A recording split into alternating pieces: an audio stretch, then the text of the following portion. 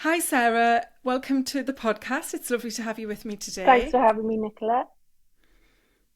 You're very welcome. And I'm so excited to find out more about your menopause journey because what you've shared with me so far is something that I know is the same kind of story for many women. And it's also something that I know can really help other women to be better informed and to support themselves through menopause. So, as part of the June podcast series focusing on menopause, I was really looking to bring real stories like yours to the audience so that they can be more informed and inspired with their own menopause journey and potentially, better supporting themselves through what can be a difficult time. So I'd love to just start by finding out a little bit about, what your perimenopause journey was like and kind of what happened when you first realised that's probably what was going on with the symptoms you were struggling with. Yeah, of course. Um, well, I'd always kind of looked forward to perimenopause, really. I didn't know it was going to be as fraught as it has been. I've always been someone who is generally freezing cold, so the prospect that I was going to just be warmer later on in life, I was quite looking forward to it.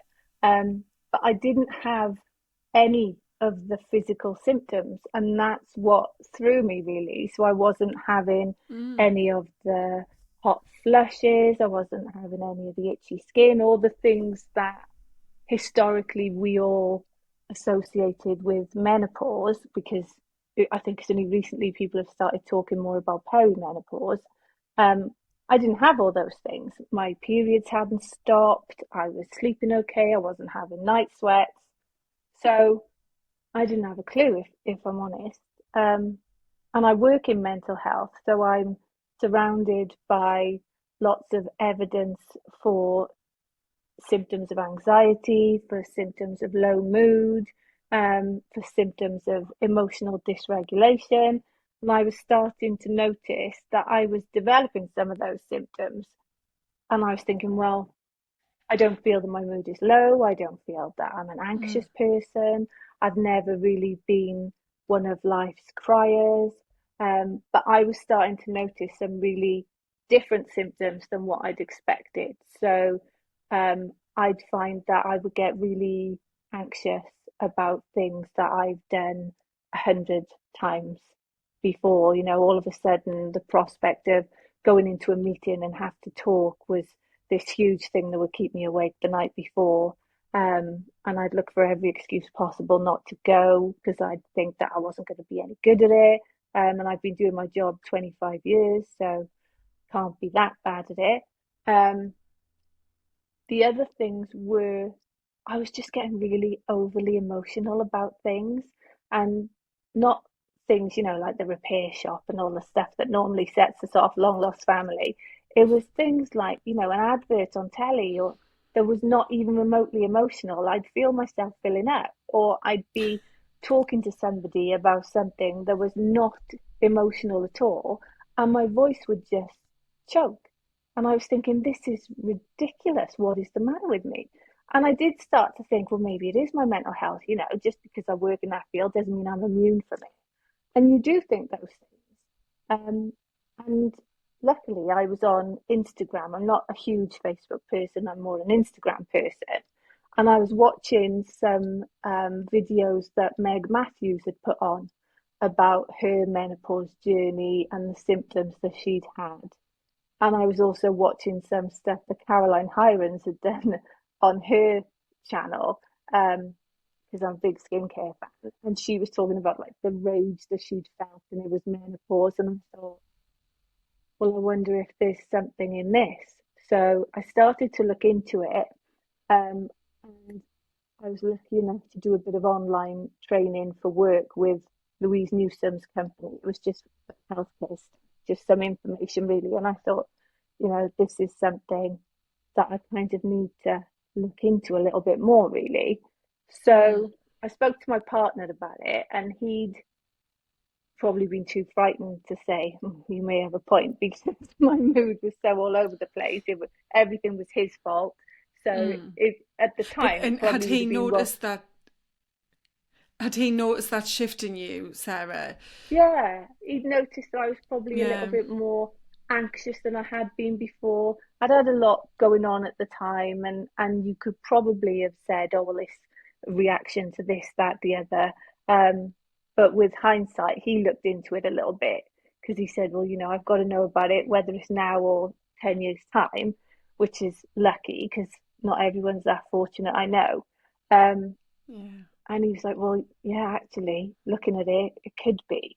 So the first thing I did was read up as much as I could.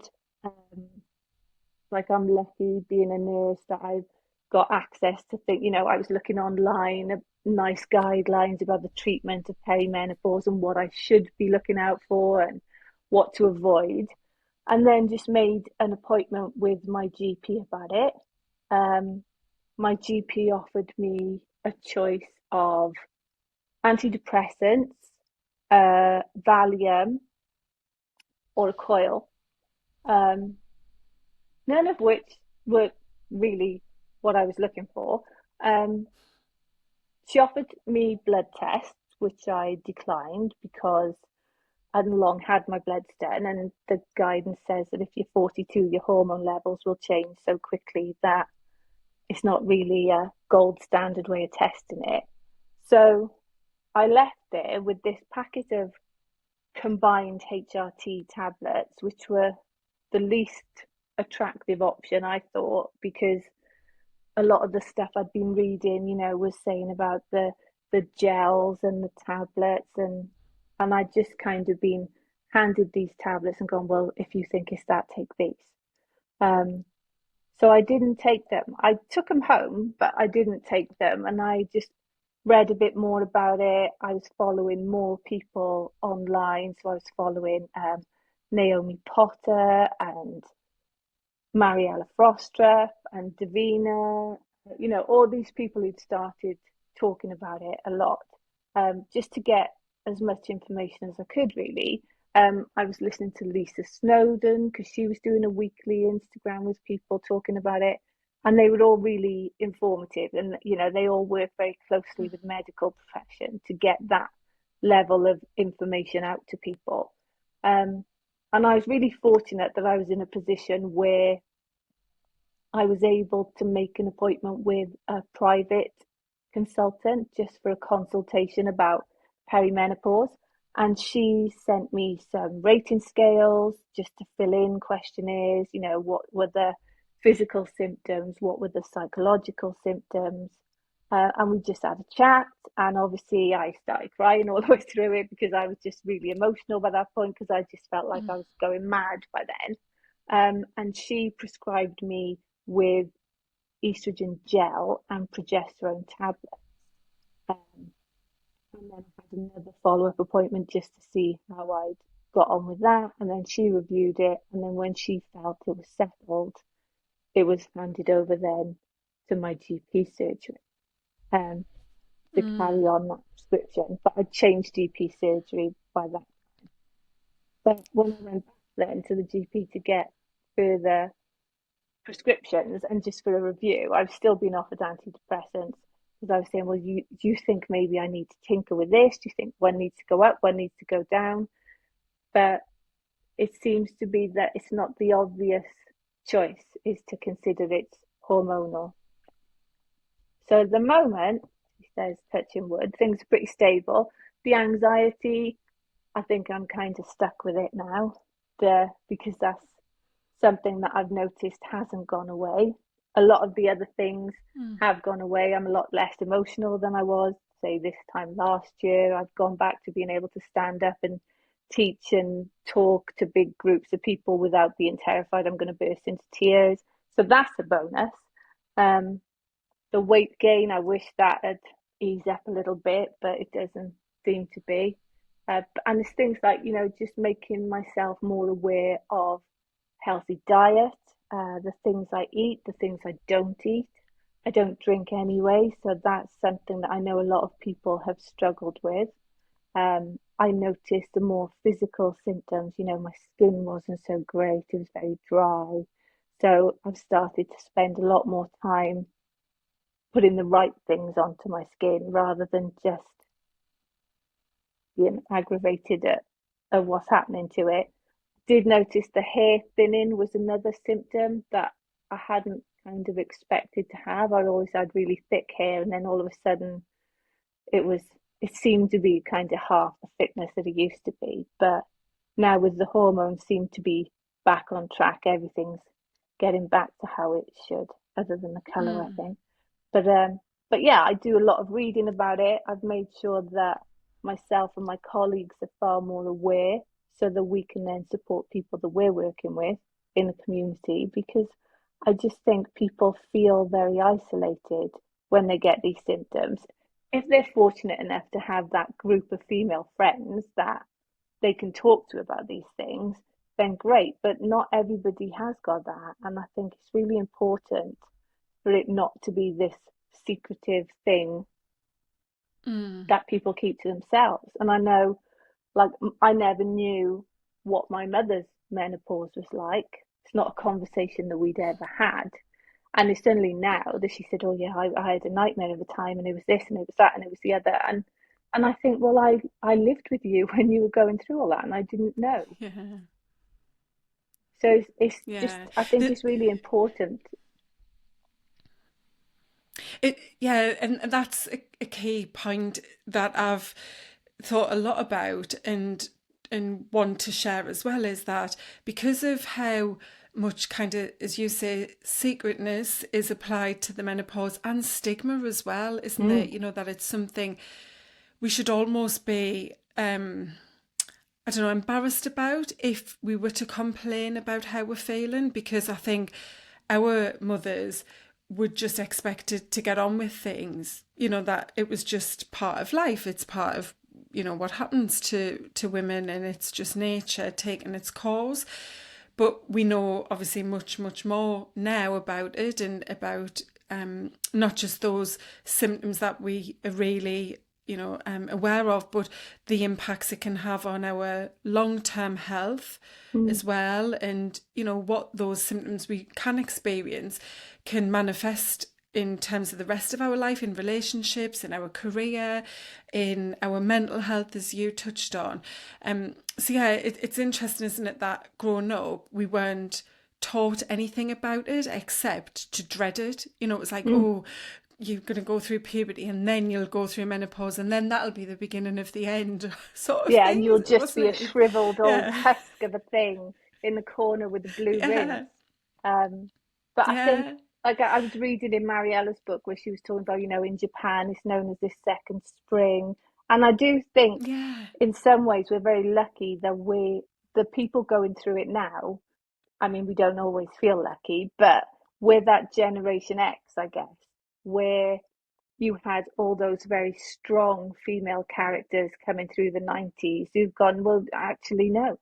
I'm not going to have my hair cut short and start wearing pearls and a twin set and do all the things that historically people would have done, because it's not the end Mm, of something. It's just a chance to revisit what you want to do with the rest of it. Because I guess, 100 years ago, when people were going through the menopause, it was towards the end of their lives because life expectancy was so true. much Mm-hmm. shorter.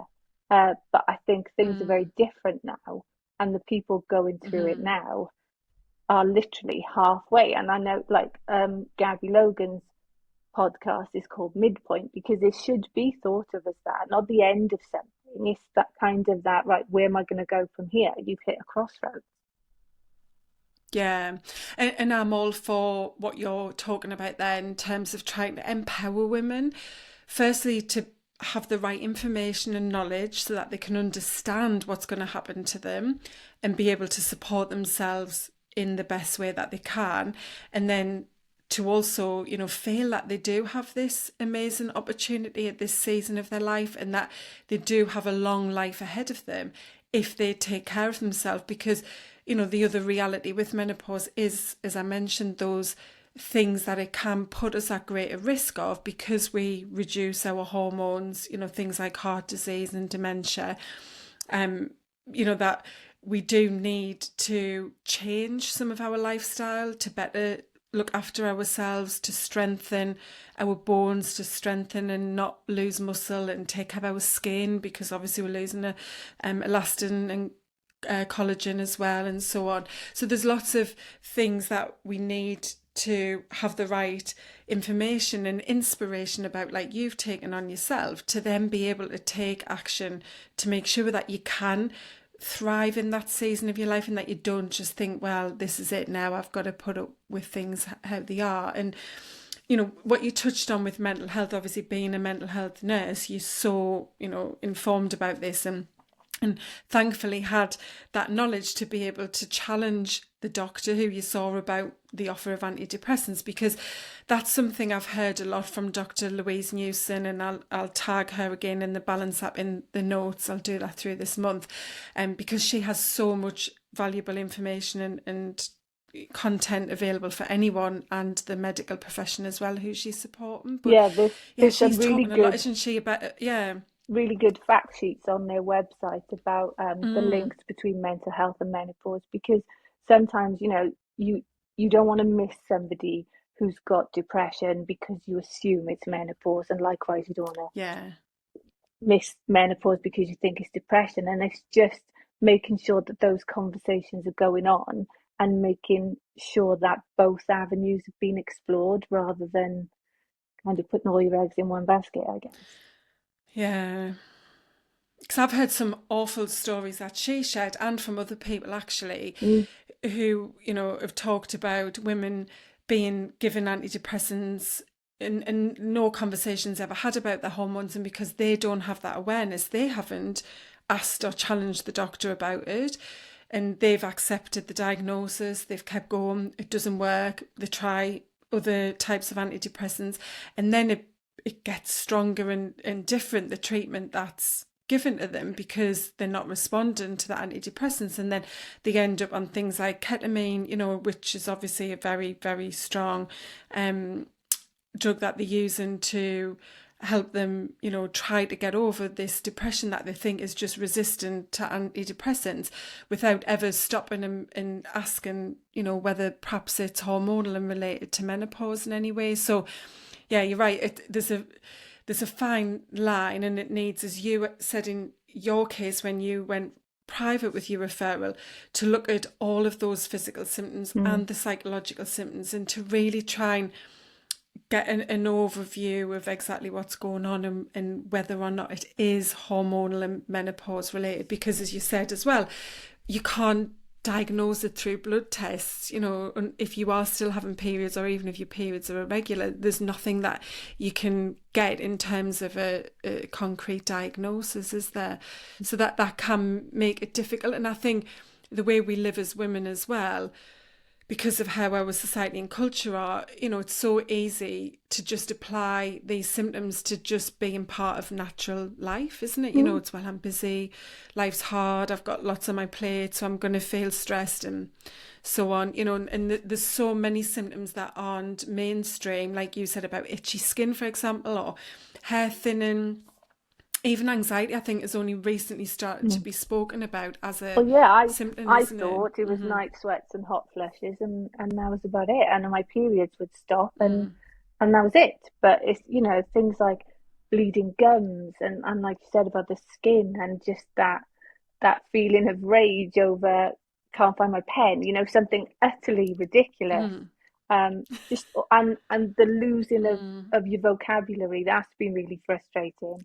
Is I'll be halfway through a Yeah. sentence, and then I'm like, no, it's gone. What was the Yeah, I word? feel Yeah, I feel that yeah, and you just like, I've really struggled with that, yeah. yeah, and that's a really frustrating one. Especially as we both know, when you talk for a living, to not be able to find those words that you use all the time, and they're never the really difficult words, are they? They're like the really obvious, the word spoon or something. You're like, what is that thing? And it just aggravates you, and you think, my God, is this what it's always Yeah. going to be like? Um, but no, I think It's knowledge is, scary, isn't it? it is scary, because you automatically start thinking worst case scenario. It's the other. You think all these horrendous things are wrong with you, and then you go, or it could just be your hormones. And someone else telling you it could be your hormones is not always well received. It's like, whoever responded well to being told to Mm. calm down, for someone to tell you it could be your hormones, you kind of go, what? What? But actually, we're all losing hormones throughout our lives. It's just we get to a certain point Mm. where we need to bump them back up with something. But Mm. yeah, I think Yeah. education's definitely improving in the medical profession.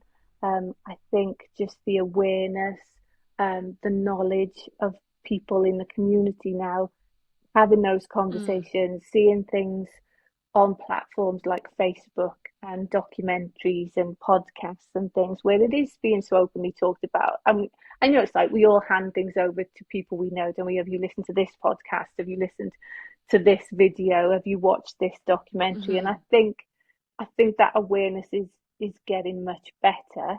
But I think it's probably still in its infancy, to be honest. Yeah, but you're right in that there's momentum there, isn't there? We've got a lot of noise being made by the right people in the right way.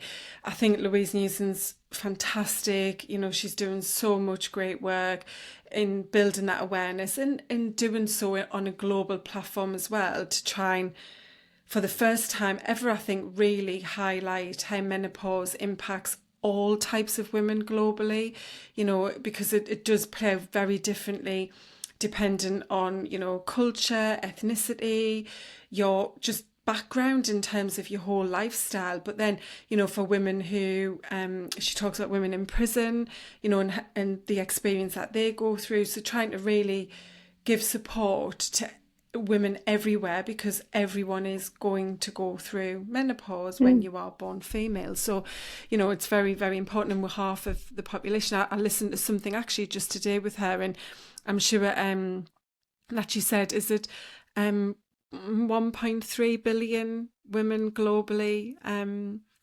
struggling with menopause at some point of their menopause journey now, whether it's perimenopause or Mm. menopause. And in the UK, they're saying the numbers gone up since the last kind of research and stats were shared at 13 million, but it's probably around 14 now of women in the UK alone who are perimenopausal or menopausal, and about 25% of those are in the workforce as well. So 50% of our workforce are female, and if you think then half that are experiencing something related to menopause at the minute, it's just impacting so many women, isn't it? So yeah, I really hope that I can help support widening the knowledge and understanding of this, and stories like yours will do that as well. And I like that you touched on lifestyle factors as well, because obviously that's a big thing for me, and trying to help people to see that absolutely, I'm all for HRT. I think there's a lot of research coming out, and Mm. maybe will, evolve even more to suggest that most women, unless they can't take it for some reason or don't want to, should have their hormones replaced, because of the risk, to other diseases that HRT can reduce dramatically, and just lots of other benefits. We were meant to have our hormones essentially, Well, but yeah, and I was talking to a it isn't friend a about this yeah. and saying, if we had anemia and our iron levels were low, Mm. we wouldn't think twice about taking a tablet for that. Anything else, we wouldn't think twice about it. But for some reason, when it's hormones, it makes us a little bit uncomfortable. Because there was years ago all those urban myths about what HRT was Mm. going to do to us all. We didn't see our mothers taking HRT. So I think for our Mm. generation, it is a bit unusual that you're kind of looked at to say, oh, you need that, do you? Well, it's not that I need it, Mm. I'm entitled to it. And that's the Yeah, difference. and there's a again, all linked to the lack of awareness of menopause overall, but there's just such little knowledge about what HRT is mainstream, in that it's not really a medication. It is body identical hormones. It's very natural. We're replacing them, like they would be produced in our body. It's very, very effective. It's got very well, obviously they're still trying to do long-term research, but very, very, very few side effects or risks associated with it compared to many, many other medicines, especially things like antidepressants, which, there hasn't Mm. been that long-term research into long-lasting side effects from that. But yeah, the lifestyle piece is huge, and that's something I want to help educate women on, because although quite often HRT is needed and can help, it isn't the kind of magic cure, as you said, with your weight gain and some of the other symptoms. And I've heard that certainly through from friends of mine who've started HRT and said, but I haven't lost the weight. Yeah, because HRT is not going to reverse. And I No. think there's that perception that it's the magic pill. It's like, I go on HRT and yes, it can make you feel much more normal like yourself, but other changes are still happening. You don't come out the other side of the menopause. That's you for the rest of your life, isn't it? And, there are things that you do need to switch up in your habits and routines and lifestyle to be able to support your body and mind in the way it needs because of those changes. So just to kind of wrap up, what would you leave someone with who's perhaps struggling with this themselves, either at the start of perimenopause, or maybe they've had some challenges trying to get the right help because they know that they're in the midst of it and do need some support to get out of feeling the way they do? I'd say definitely go and see your doctor about it, but make some notes before you go in, because once you get in to see your doctor, it's very easy to forget all the things that you've thought. I want to tell him this and I want to tell him that. And sometimes you don't have very long to see the doctor. So Yeah. to make some notes, because it won't just be one symptom, it'll be lots of different symptoms that you may or may not have noticed. And just to have a look at the literature that's online, there's audio books, there's information on the various websites, and just see which part of it is relevant to you. Because if you notice there are more than 3 or 4 symptoms, then absolutely go and get it checked out. And you may not want to take HRT, but let that be your choice, not somebody else's. Yeah.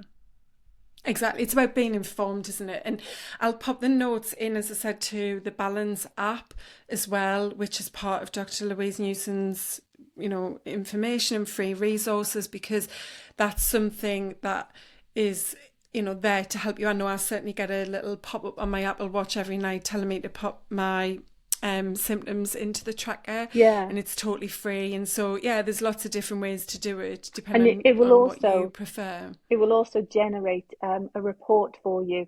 If you log your symptoms and things every day, after a while you can Mm, generate a report, and then you can print that out and take it with you, saying, well, these are my symptoms that I'm experiencing. So again, you've got that evidence there. yeah. Yeah, and I've heard that, although there's still obviously a lot of people in the medical profession who are quite resistant to this approach, but that a lot of doctors are very grateful for this, for someone to come in when they have only got that 10-minute appointment. And as you said, have got lots of symptoms, to come in armed and say, okay, I'm 47, I've been tracking my symptoms now for 3 months, this is what I've got, give the piece of paper and say, I need some support to manage this because I'm sure it's perimenopause. Yeah. Otherwise, like you say, you're going in, sitting, going, well, I've been feeling a bit, and then they just go, yeah. And this actually happened to me a couple of years ago, and the doctor turned around to me when I suggested that maybe it was my age and perhaps a bit of perimenopause, and he just basically laughed and went, don't be silly, women always say it's the hormones. It's nothing to do with hormones. No, you're stressed, you're overwhelmed, you're struggling, you're anxious, you need to go on some antidepressants to help you with anxiety for a few months at least. And he was just so dismissive, and I know he felt as though he was doing it from a place of support and encouragement, because he probably thought I was, downplaying what was going on and going, oh, maybe it's just my hormones. But yeah, he didn't stop to go, actually, yeah, you're 45, maybe, what else has been going on? It was just, oh, don't be silly kind of, approach. And so there is a lot of that still around. So yeah, you go in control with the right information, and as you say, be informed about it so that you can then make a choice depending on what they suggest is the right course of action for you. And just feeling you've been listened to, I think, is the most important thing. Yeah. Whether it's from a nurse or a doctor or a consultant, doesn't matter who, even if it's your partner or your kids Mm-hmm. or your family, just feeling that people are taking you seriously will make all the difference. Yeah. So for you, Sarah, then, what's next? Is there anything that you're going to try and adjust or, put new habits in place for to try and help you as you continue navigating this season?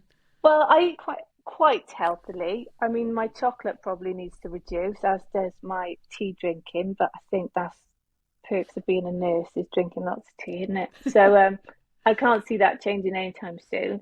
I do need to get better at exercising, so I'll probably listen to a couple more of your podcasts, Nick, because they're really good. Um, I do a bit of yoga, I do a bit of Pilates, but I know that because of my age and because of my bones, I need to start doing a bit more weight resistance stuff. But just the Mm, thought of let's say I'm in the pre-contemplation phase right now, but it's certainly something that's on my radar that I need to start doing more of. yeah.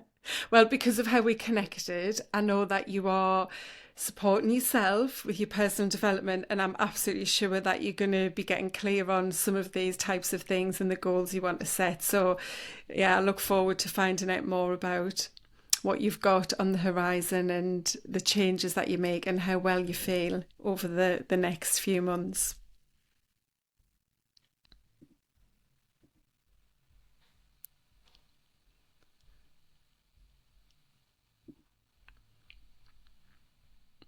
So yeah, thanks Sarah so much. Sorry, we just dropped off a little bit there. So I just said that I hope over the next few months with everything you're working on and tweaking that you do feel much stronger and you continue to stay healthy as you move through I menopause. will, I'm sure I will. Thanks, Nicola. Thanks for your time.